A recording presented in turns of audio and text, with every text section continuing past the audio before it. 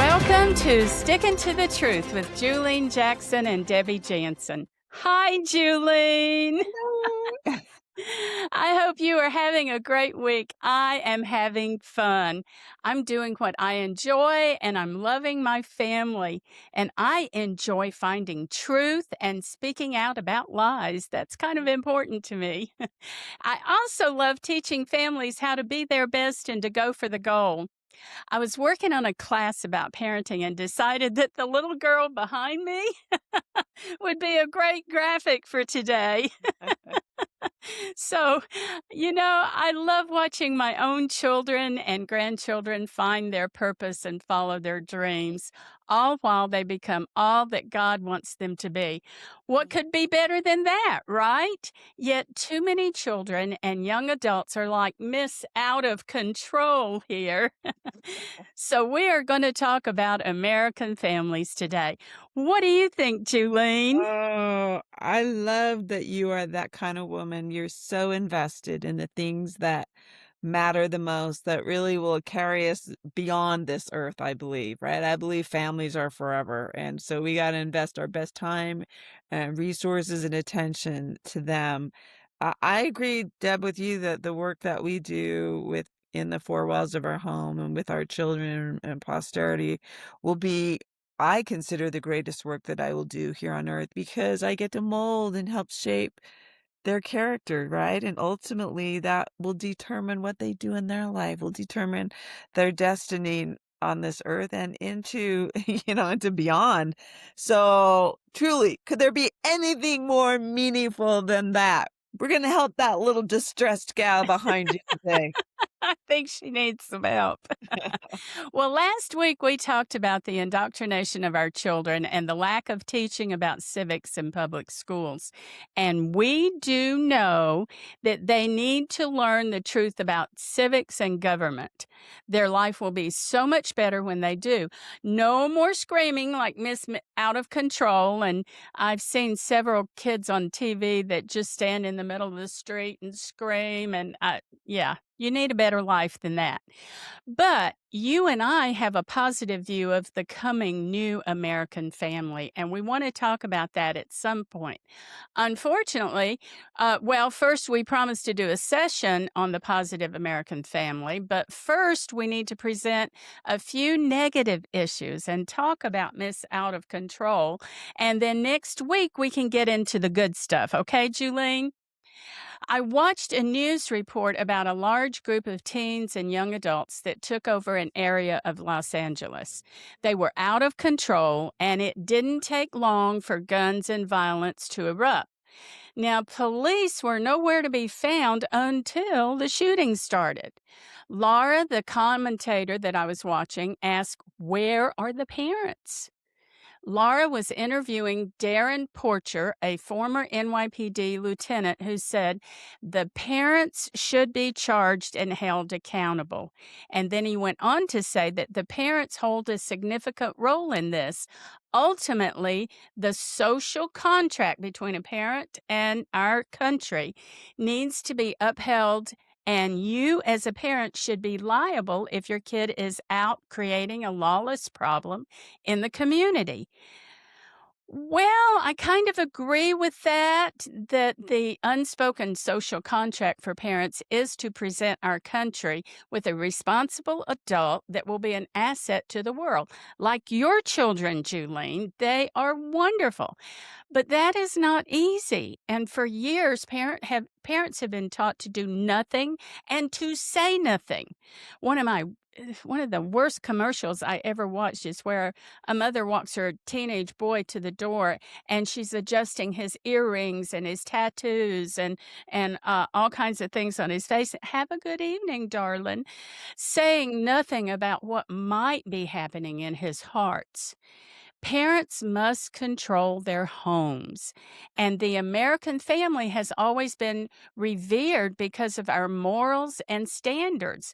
But unfortunately, parents have turned out to do nothing or to yelling and screaming until the child just wants out. Hmm.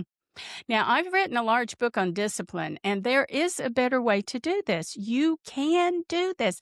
Parents can do this. Shake your head, Julian, with me. Parents can do this, right? And we can be a huge part of the solution. But here's the problem, it's gonna take some work. You can have wonderful, respected, and responsible children. What would you say is the first thing a parent needs to do so their children will be an asset to their family and to America? But before you even say that, I kinda know what it is, I think, because Julaine, you and I work hard on our kids, and it is hard to do that. But the thing I want to impress on everybody that's listening, everyone that is listening to us, it is not impossible. It is hard, it takes some work, but it's not impossible. And I know because of what my kids have accomplished and what your wonderful children have accomplished. So, Julene, what do you think? Yeah, Deb, parents need to know they will be the best teacher. They're the most qualified. They know what that child needs more than the school teacher or the university or the therapist or even the church, that mother and father. So do not abdicate that role to teach and guide and lead your child. And I did it with our 5 children, me and my husband did, by having a morning devotional where we'd bring those kids together. And I taught them a little bit differently when they were little versus in the middle stage. And I even have a little text devotional now I send out to all the older kids. Most of my kids don't live at home anymore. Almost an empty nester. But that daily routine of bringing them together to pray and to read scriptures and to tell the miracle stories of America so they would fall in love with America and teach them constitutional principles and then sing and to pray. And what did that time together when Al and I, my husband, were teaching do? What were the greatest impacts of that little devotional? Well, they learned that they were created in the image of God, not their sexual orientation or their race or their gender or what their politics were, but they were sons and daughters of God. And if you leaned to Him, you were going to be your happiest. It also gave us a chance to teach them God's law, God's truth, and His love. Not what the world tells you is God, the truth or the way to love. And, just yesterday in the devotional, no, it was actually Thursday. I flew out here on Friday. I'm in Utah now. I live in Washington, D.C., but I taught our last little Mohegan, who's 18, going to graduate from high school in 3 weeks. We had our devotional, just me and her, because Dad was already, had flown to Mississippi for a meeting. And we talked, about God's law, about, how He says, do not fear, stand still, see what I can do. Because, Moses is leading the Israelites through the wilderness. And he says, I will fight for you. So hold your peace. Don't worry. Don't complain. Move forward. And it was so funny that day in school, she was going to have her first track meet. And she's like, Mom, I don't know. I've never run. I don't know how to pass a baton. I don't know how that metal thing to get going. And so we use, honey, don't fear. You have practiced. God is going to be with you. Just stand still and see what He's going to do with you today. So you just shore them up in these principles. You ground them, so they're not just based on fear and anxiety and their emotions, but you wrap them up with a confidence that God's got you. You teach them God's truth. And another thing that devotional did is it taught them to love America, right? You would teach them some inspirational stories of our founding mothers and founding fathers, and they want to be a part of the solution. They want to protect they want to be proud. They want to be proud that we're celebrating 250 years of our country this year. And also, I love that it gave them the opportunity to know who to look to if they made a mistake, right? That God can I love redeem that. you. The power of redemption is real, that you don't have to turn to the drug or the alcohol or to think that you're just a loser and you're worthless, that you can change, you can repent, you can course correct and get back to God. And clearly, as we would talk about current events in our little devotional, you help them to discern what is truth, what is not truth, what are lies, what's based on constitutional principle, what's a complete twisting of it. And lastly, this is a lot, Dad, but it was just my mother did a little devotional. It was the most impactful thing that she did with us 9 children. And I think if you were to ask my children, out of all the things we did, the trips we went on, the books, the possessions and the shopping trips and the bowlings and the recreation, they'll say the way my parents taught us in this family devotional, and it taught them to love each other because we would come together, we would study things out, we'd talk about, well, how is this going to make a difference when you walk down the hall of school today? And we would know if someone had a big game or a big test, and we would pray over them, and they're each other's best friends today. And so, we cannot relegate this kind of teaching to the church or to the school or to anyone else but you, and God will reward you for it. And you will see the fruits of your labors, but it will be blood, sweat, and tears because some mornings the kids are going to be tired. Some mornings you're going to be tired, and even now I have to, I knock out my little text devotional, and that takes some time, and I don't always have the time, but I just know that it will bear fruit. So you just do it, even though it might be inconvenient, even though your schedule might be busy. What higher priority could you have than shoring up your children, your grandchildren, your nieces, your nephews, And so I just, I'm a convert, right? I'm a convert because I've seen the impact that it has had. And, Oh, that that's is Julie, that is so exciting to me. And I had some other things I was going to say, but I got to get off the trail here and say this.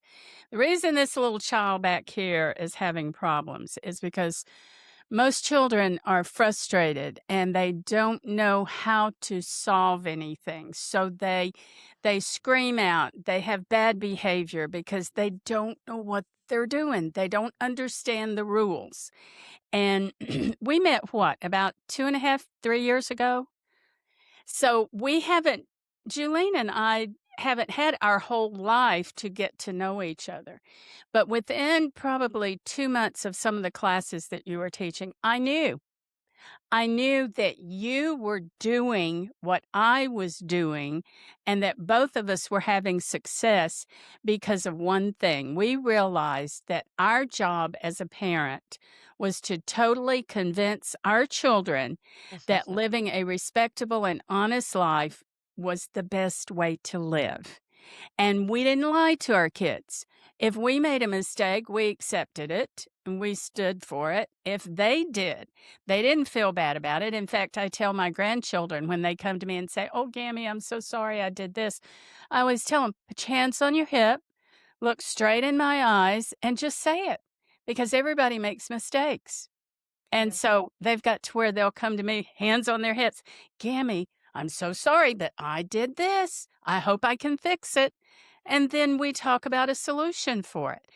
Okay. It's not bad to be wrong sometimes. It's not horrible. It's just that we're flawed humans and it's going to happen. And when you teach your kids that, and when you teach them like you did every day, and like I did in a different way, but we were both teaching this. Learn all you can about your world. And when you can walk confidently in that world because you know your parents are behind you, you know you're not perfect, but you're doing your best, you're trying your hardest, and you're walking full into that, not only is your life going to be better, but everybody around you is going to be better. Am I right, Julene? Hmm. That's so beautiful. No one is claiming that their children are perfect, right? If you do these things, you'll never have another problem. But when problems arise, you circle the wagon train because you've been used to gathering and praying over problems and temptations and stumbles. And, everyone links arms closely around that person and they feel secure and they're reminded that they are loved and they are valued and they're of great worth, and we can learn from our mistakes and become better people because of them. You got that kind of level of support around you, and you're not going to far too fall. You're not going to fall too far. No, no, you're not.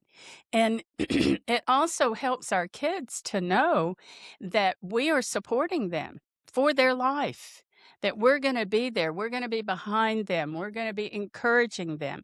And I've met a lot of parents in the counseling that I've done who their biggest complaint is that their child always says, "I hate you, I hate you." And I try to explain to them the reason they hate you, the reason they hate America is because they don't know what else to do. You never took the time to explain to them what you were like growing up. You didn't take the time to say, well, I know this is hard for you, but guess what? When I was 15, I made this dumb mistake and it was hard for me and I got over it. It's when you share your life with your children, when you say, I've been through that. We kind of we're never God, but maybe our position is God-like because God says, "I know everything that you're going through, and I'm holding your hand." Well, as a parent, when we've been a teenager and a young adult and maybe a young marrieds or whatever, we've been through it. And if you can get your kids at a young age to talk to you, then when they're older, they'll say, "Mom, did you go through this one?" Yeah, I did. And I think that's why my children never told me they hated me because they knew that, hey, she's not trying to hurt me. She's sharing her life with me. And I've listened to you, Julene. You do that too. You share your life with your children, and it makes a big difference in how they face the world. Don't Mm. you think? Oh. Yeah, I mean, everything that I do throughout the day, I look at it as oh, I want to share this with the kids because this will be a teaching opportunity for them for their days moving forward. And so I try and be pretty darn transparent about my highs and lows because it will help them, temper some of their lows, and maybe make their highs higher, And so we can't put on this facade that we're perfect, that we don't have any problems, that my way or the highway. No, I let them know my struggles and challenges. And that's the beautiful thing when you regularly pray with a family. They feel of that, that we're all on the same team, right? We're all on Team Jackson. It's not mom against dad or mom and dad against the kids or brothers against sisters. We're all on the same team here. Well, that's what's wrong with Miss Out of Control. She doesn't have a team. Yeah. Okay, and a lot of kids that I have counseled, that's what they say, Yeah. is, "I don't think mom likes me," or, "I don't think dad really wants me around," and the outward look in on the family is that it's a nice family, but there's some real issues going there because they don't feel like a team. So I'm gonna use that from now on, Julene. I really like that saying that we're a team, Or Team team. Jackson and Team Jansen. There you go. Yes. There are specific things, though, that parents can do and that you need to watch out for. And my biggest one right now is keep them involved in the den or the living room or TV room, whatever you want to call it, with the family. Don't let them go spend hours alone in a room with a computer because you can't have a relationship with a computer and computers don't build relationships with you. This GP chat thing, I'm sorry. That's fake. That's not a relationship. Don't go there. Instead, have their friends over or do fun things with them or build times when you can be together. But here's the thing.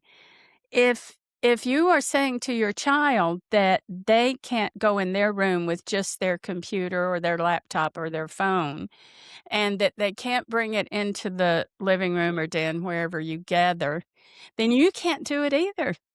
Because if you don't want them addicted, then you can't be addicted either. You have to walk away as well. What we need to do in American families to get rid of some of the negativity and this kind of stuff is we need to build that relationship of being a whole unit, of being involved with each other, of sharing experiences. I don't think it's wrong for dad to come home and tell his teenagers, boy, I had a rough day today. My Mhm. coworkers did this and this to me, and that made me feel bad. And let them try to help dad. I don't think it's wrong for mom to say what's going on at school and listen to the kids tell them about what's happening at school. That's a relationship, right? Oh, yeah, good things happen in a relationship. And so, you build trust, you build, greater love and understanding and hope but relationships take work, right? And that means you gotta spend some time with them. Uh, one of the things that we like to do is we've taught our kids to, appreciate the arts, right? Ballet, symphonies, uh, m poetry, literature, musicals, that kind of thing. And so I think, families that can have other levels of bonding besides, you know, watching something on Netflix, Yeah. because it elevates the kids. So we're in Utah right now, and my 23-year-old son, who's a big, 6'5" basketball player, just signed another year full ride scholarship playing for university, he and his little wife. Doing great, and his wife's going out of town, and daddy and I it's Al's birthday this week, so we have, like, birthday weekend, and we're gonna go symphony tonight, and then we're gonna go to, Al's favorite steakhouse, Capital Grille. So, Al said, "Why don't you invite Alvin, our 23-year-old basketball?" And I called him up, and he's like, "Mom, I'd love to go to symphony." And I just had to chuckle because, typically big burly athletes, that might not be their first thing they wanna do when they have a spare evening. When I told him we were going to, Capital Grille Steak, then he really got excited because that's his favorite steakhouse as well. But, I think being able to share things that elevate and cause them to, think. Yes. I just love sitting in the symphony. I think that's what the kids through the years, because we take 'em to these little symphonies, and I'd always pass chocolates down the row. There's something about food that kinda makes the experience. And all the kids are coming over brunch after church tomorrow, and they know that their dad's gonna make their blueberry pancakes, and I'll make the potatoes and the fried apples and, all the food that they love, and we'll all sit around that table and probably talk and laugh, and so, doing things, but the kids particularly because we took them, to things other than just movies all the time. We just went I took my 2 daughters, daughter and daughter-in-law to the ballet 2 weeks ago, went out to eat, and then went to the ballet.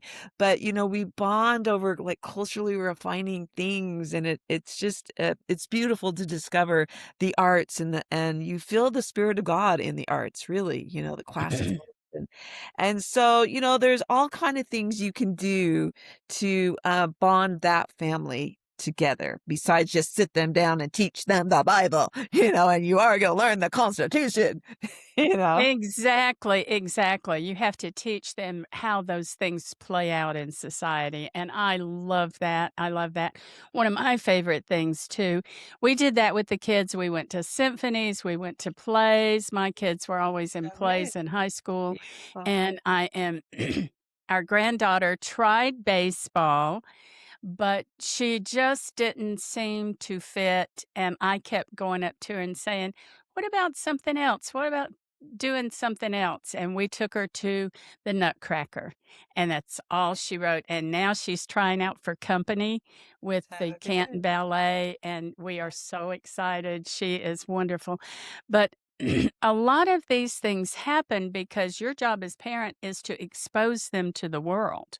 Yeah. So you don't want to just center in on one thing because then that kind of tips the child in one direction and they don't ever get to experience other things out in the world. And one of the things I always did that I loved, and I think you have said that you did it with your kids too, and that is to get them into volunteering to help someone. That changes the whole heart, it changes the way you look at the world. So, for example, if, you have an elderly neighbor, you can start very young by telling your 10-year-old, "Hey, every day when we see the postman come by, go out there and get their mail because they struggle to walk out and get the mail." And then you start taking them cookies, and then the kids start listening to them. Or you can say, "Hey, ask that person about were they alive during World War II? Did they what did they do when they were younger?" And you begin to open your child's eyes to what it means to understand other people in the world and what it means to interact with them. I think a lot of young people go out and do horrible things and destroy property and hurt people because they are so desensitized by staying alone, video games, whatever, that they don't understand another person's feelings. And when you volunteer and when you help, you begin to understand that the other person has troubles and pains and hurts. Would you agree? Oh, I think getting kids off their phones and involved in the real world, right? And involved in people and serving and nature and can open up a whole new world. We have just an epidemic of kids with anxiety and depression, and they're Oh, afraid. yeah. And I think, this addiction to the phone has caused an isolation, and so parents have to be so vigilant the way they monitor that screen time. Our baby girl is 18, she's an adult now, she reminds me, but we still have her leave her phone, downstairs. It's not allowed to go upstairs into the bedrooms every night. And, if they're not taking their phone with them all throughout the house, they're more prone when they're in their bedroom to read, to journal, to plan, and to sleep. And otherwise, they don't wanna be up there, right? 'Cause, Right. this is all by the lonesomes. And so if you can get these young people involved, like, in church groups and school groups and, my little girl, took a little girl who's new to the church to, the youth night, and she, picked her up and sat with her and introduced her to, the girls, and it made her feel good, right? And she felt a little stewardship over this new little gal. And I could tell that if we can get our young people off themselves and thinking about how they can help others and or even just being and trying new things, like she's, on the track team, never done that, 18 years old. She's running track now. But, we just laughed because she said, "Mom, I did I did better than I thought," and we just giggled because she thought she was gonna crash and burn. But, kids that are in in the clubs and, doing the youth activities and so forth, they're less inclined, imagine that, to, feel sorry for themselves and to think everyone's against them and to think mom and dad are the enemies because they come home and they're pooped. They wanna Yeah. eat, they wanna do their homework, and they wanna go to sleep, Yep. and so it's up to but as a parents, you have to be involved, you have to be up and doing, you have Yeah. to be involved in the community, you have to, they have to see you as an example of someone who's active and up and doing and contributing and learning. Yep. I agree 100%.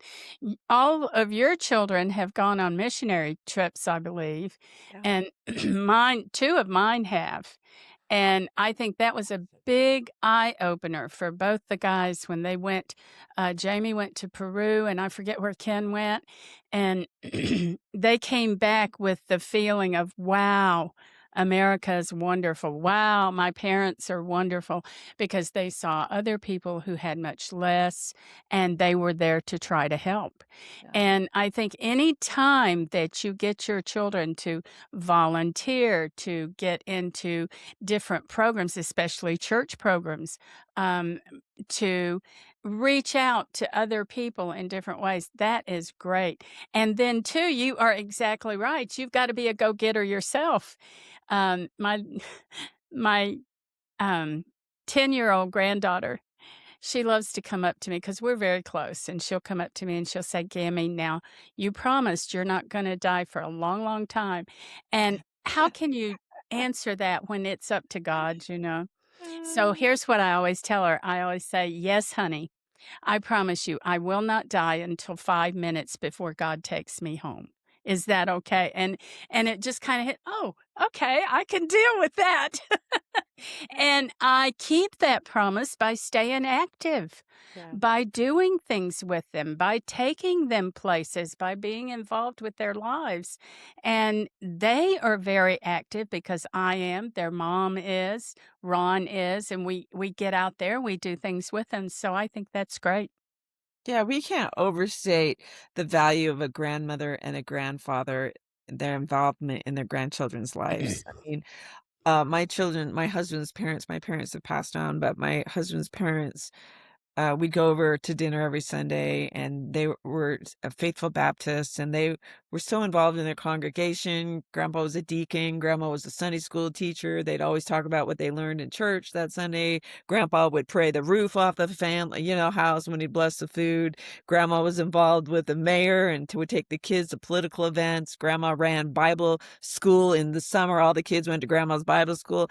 I mean, they had such respect for their grandparents because they were doers and they allowed their grandparents to correct them and to teach them because they had put in the work to build that relationship with these kids, and the kids could see that grandma and grandpa walk the talk. So, just because your kids might leave the house, there's been never a greater need for involved and active grandparents, and you're a beautiful example of that, Debbie. Well, and you're gonna be. I've Yours got are I've got one little yours are 10 still and a half babies, month but you'll old. get there. Well, I tell you what, we're about out of time, but Miss I'm out of control back here. She can have a bright future if we get back to the quality and importance of the American family. And thank you for this wonderful talk today, Julene. This has been great. Right. Subscribe to this podcast and join us again. You can ask a question or request that we dig into a specific topic by writing Debbie at debbiejansen.com. And thanks again to our wonderful producer, Ken Jansen. This is Debbie Jansen, and I'm sticking to the truth. And I'm Chalene Jackson, and we hope that you will keep sticking to the truth. We will see you next time. Bye-bye.